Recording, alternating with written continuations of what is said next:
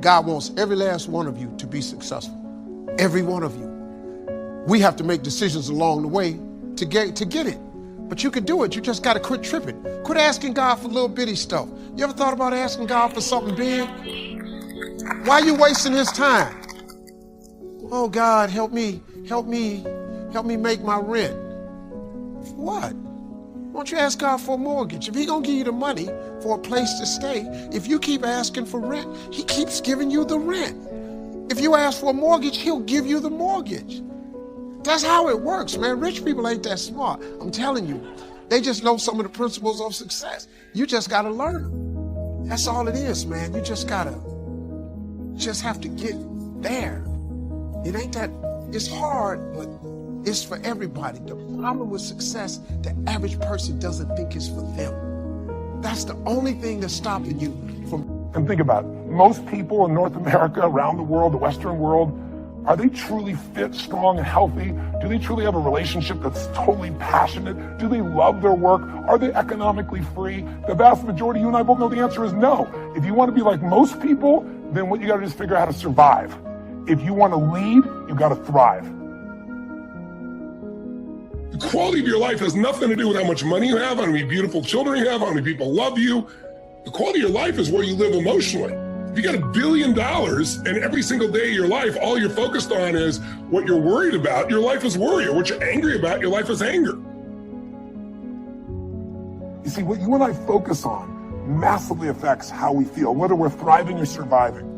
If you focus on what you can't control, if you focus on the past, if you focus on what's missing from your life constantly, that pattern of focus will make you frustrated, overwhelmed, depressed. It won't even matter if you're, taking antidepressants. If you keep focusing on what you can't control, what's missing from your life, you're going to feel depressed still. You can take as many antidepressants as you want. Focus equals power. If you want to thrive, you got to focus on what you can control. You got to focus on the difference you can make. You got to focus on what's already in your life that you're grateful for. Decide to develop the habit right now, the habit of focusing on what's right in your world instead of what's wrong. The habit of focusing on what you do have instead of what you don't have in a situation. And as basic as that is, and as well as you know it, you've got to make it a habit. Because those habits form the chain of your ultimate character, of who you become and how you end up living your life. We've got to condition ourselves, because if we don't, we'll go back to the automatic state that most people live in today's society.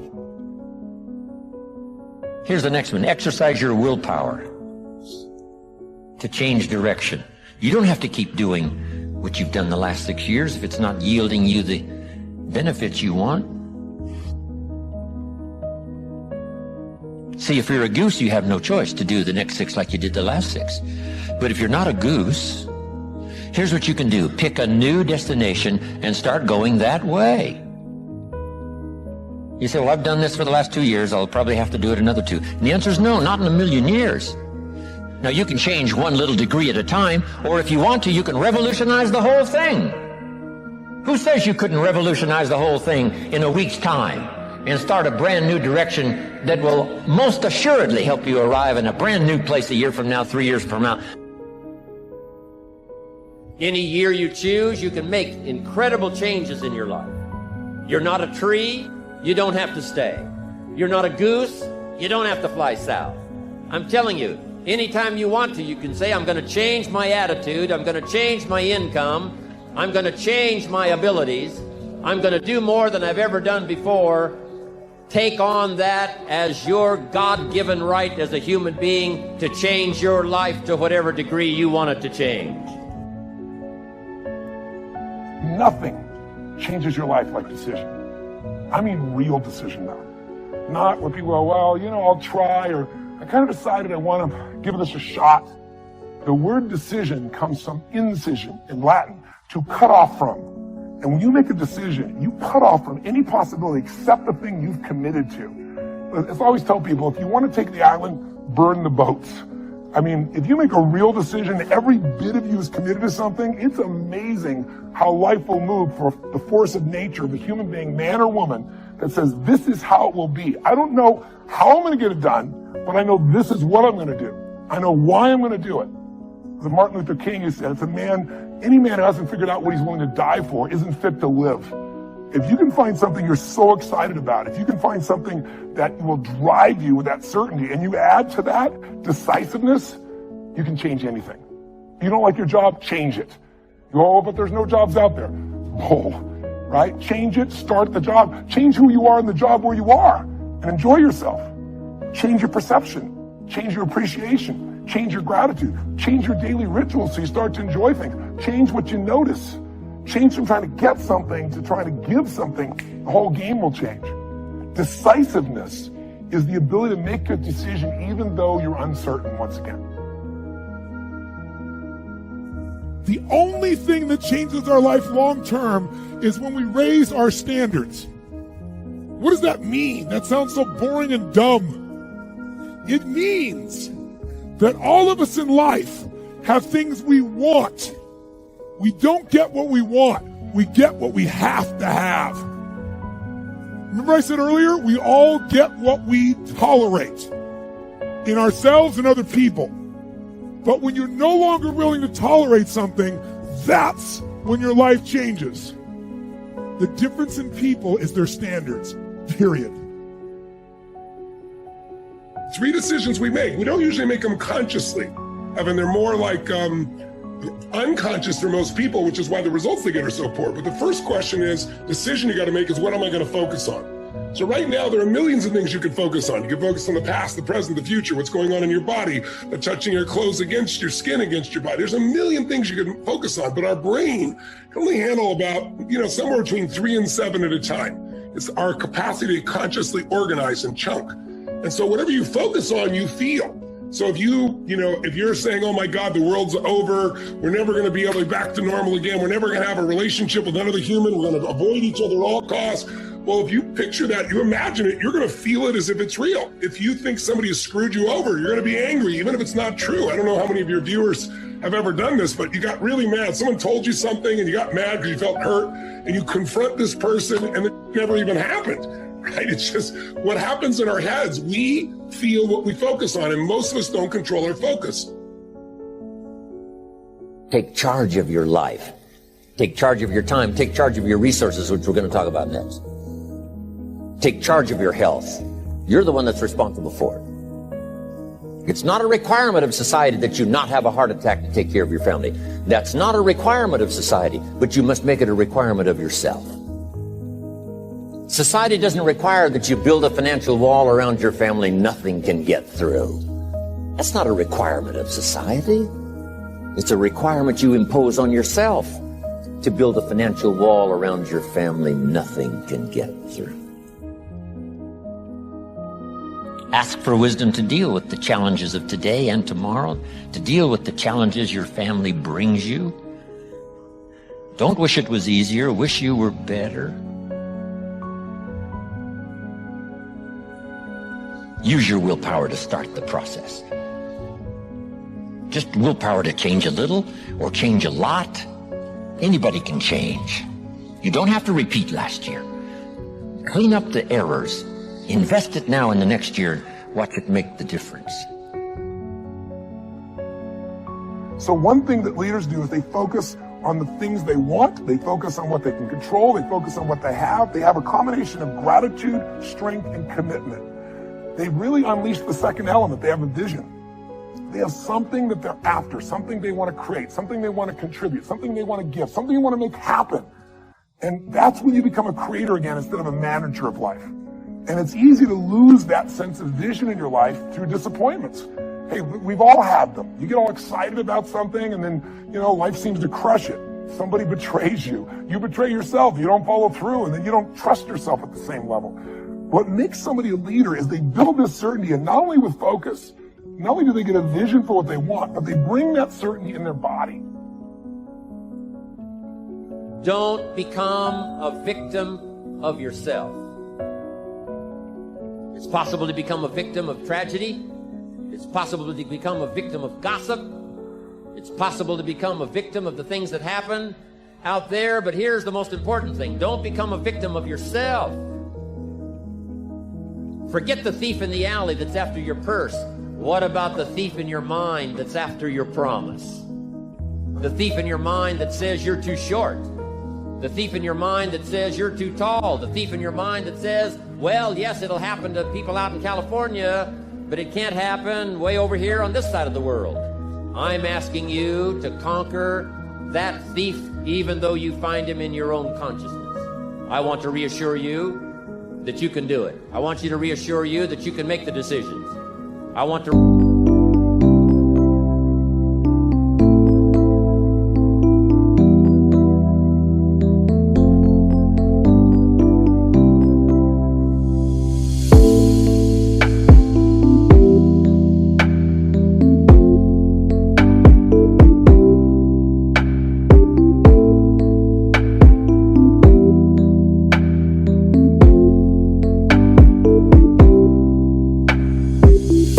reassure you that no matter what the night, no matter what the storm, no matter what the difficulty, there isn't anybody here that can't figure it out, find some things to do, step at a time, yes. Minute at a time, yes. Day at a time, yes. Week at a time, yes. But there isn't anything you can't walk away from. There isn't any challenge you can't overcome. I want you to have that kind of belief in yourself. Some decisions are major decisions. And also there are a lot of small decisions that we don't make, that they tax our minds, they drain our energy, they create a lot of anxiety and nervousness and mental torment because we don't take care of it. We decide not to decide, which is a decision. Deciding to decide, to act, is a major, major challenge for all of us at different points in different areas of our lives. And there are things that happen to us along the way, experiences that we have that prevent us from working through the mental block of acting, of doing those things that we know we ought to do. What is there that you know you need to do, that you want to do this, but for some reason or another, you've been holding back? For some reason or another, you just have not been able to gather your nerves or be able to work through the procrastinating or putting it off or justifying or blaming. Some reason or another, you just haven't done it. And you know you ought to do this. You really want to do this, but you don't know why you haven't done it. Because in order to begin to reinvent your life, you've got to make a conscious, deliberate, determined effort. That you really got to put all of yourself into it.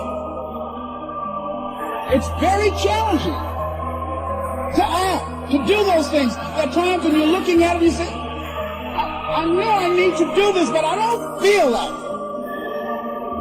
I don't want to do it. I know I need to do it, yet leave me alone. No. I don't want to do it. I think that among the things that prevent us from acting is the fear of failure. And if you've already failed, you don't want to fail again. The pain of that, the disappointment, the fear of loss is another thing. Because many times when we do those things that we know we need to do, we feel that we might lose somebody that we love very much and care about. We don't want to hurt anybody. Many of us don't act because we want other people's approval. We want everybody to like us.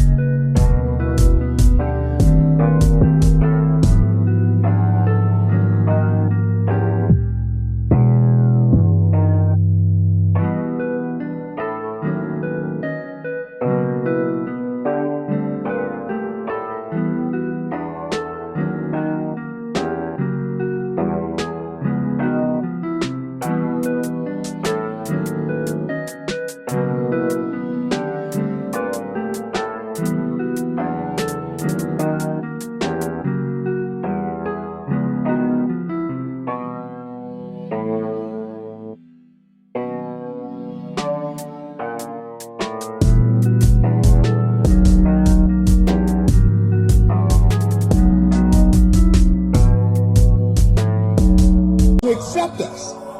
And that's not possible. Many of us don't do the things that we want to do and don't act because because of lack of self-confidence. We don't believe enough in ourselves. Some people won't act until there's a crisis situation. We don't have the courage, and that's what it takes, courage. It takes guts to do that which you know you need to do. If you don't have the courage to act, life many times will move on you and make you act. Life will whoop your butt so bad. You will be so miserable, you will catch so much hell, you say, yes, I will do it. What do you want me to do? Take me. See, many things we don't do is because of the fact we want people to like us. There's some necessary losses in life. When you decide acting in your best interest, you're going to lose some friends. Everybody's not going to approve of you. There's some people that won't like you. Who do you think you are? You're arrogant. What do you think you can do? You think you can get away with that? You're selfish. Ask yourself, what's blocking you? What's preventing you from acting? Why don't you have the courage to handle that? Why won't you face that? What are you running away from? What kind of avoidance behavior are you engaged in?